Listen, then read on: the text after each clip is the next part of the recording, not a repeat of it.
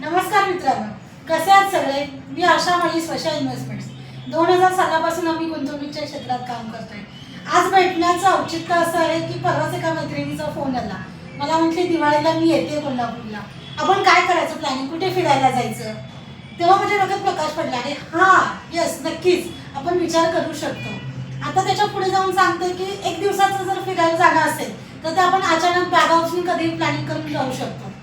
पण जर का तुम्हाला 5 ते 6 दिवसाचं प्लॅनिंग करायचं असेल, डोमेस्टिक फिरायचं असेल किंवा वर्ल्ड टूर करायची असेल, मग कोणत्या देशात जायचं आहे, किती खर्च आहे, किती दिवस आपल्याला तिथे स्पेंड करायचे आहेत, तिथून काय काय USPs आहेत त्या बघायच्या आहेत तिथला, हे सगळं जर करायचं असेल त्याच्या आधी येतं सगळं ते पैशाचं गणित आणि सगळा जो विषय येऊन थांबतो तो पैशाजवळ. आता मी असं म्हणेन की जेव्हा पैशाचा विषय येतो तुम्हाला आणि त्या गोष्टी जर वर्कआउट करायच्या असतील तर नक्कीच तुम्हाला सुरुवात जी करायची असते ती आधीपासून आहे. तर ह्यासाठी तुमचा जो काही विचार करणं असेल किंवा त्याची तयारी करणं असेल ते खूप आधीपासून होणं गरजेचं आहे.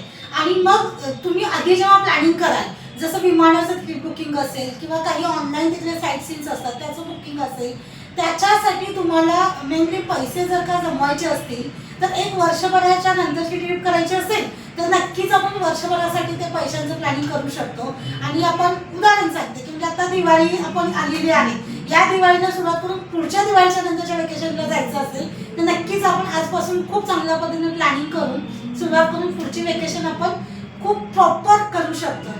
तर असं आहे की पुढे आणखीन आपल्याला 2 वर्षानंतर दुसऱ्या देशात वर्कआउट करायचं आहे, जायचं आहे, हे प्लॅनिंग होणं खूप गरजेचं आहे. यासाठी खूप छान पद्धतीच्या म्युच्युअल फंडमध्ये SIPचे ऑप्शन्स आहेत, तर आपण सविस्तर त्याच्यासाठी नक्कीच बोलू. आणि यासाठी तुम्हाला काही डिटेल्स लागणार असतील तर खाली दिलेल्या डिस्क्रिप्शनमध्ये नंबरवर तुम्ही कॉल करू शकता. धन्यवाद.